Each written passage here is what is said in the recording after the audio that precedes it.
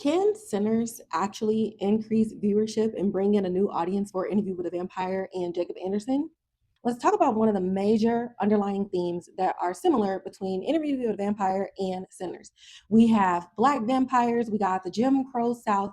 They both kind of take place in the 1930s, even though Interview with a Vampire ends up going through the rest of the 1900s and into 2022. But one of the big things that we're also dealing with is Black religion, passion, pleasure, vampires. And between both of those, anybody who enjoyed seeing it in Sinners would likely want to know what Interview with the Vampire is about. If they didn't just automatically have that pop up into their heads, we just recently had Omar Benson Miller, one of the stars of Sinners, aka Cornbread, was just on Van Lathan's podcast, and he had this to say about Jacob Anderson. I'm going to throw somebody new up there, way up there. Who?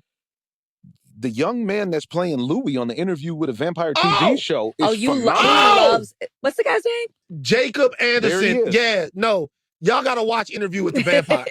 So on the heels of Omar saying this, I just want to let y'all know something that is true, whether people want to believe it or not. Black American culture drives the narrative forward all across the world.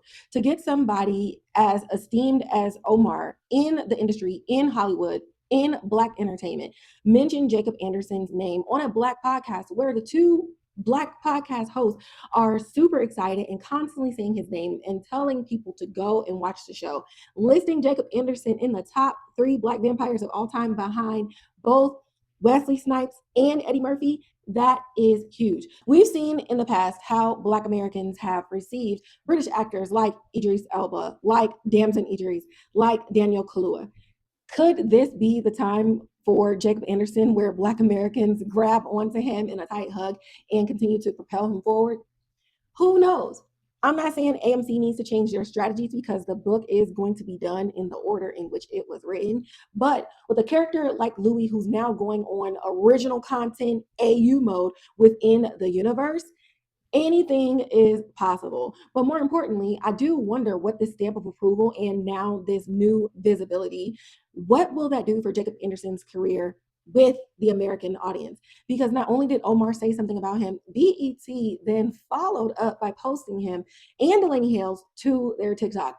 I am very, very curious on what the dynamic between the Sinners, Interview with a Vampire, Jacob Anderson, and just more Black vampires and more Black supernatural stories is going to look like within the next 10 years. But I don't know. Y'all tell me,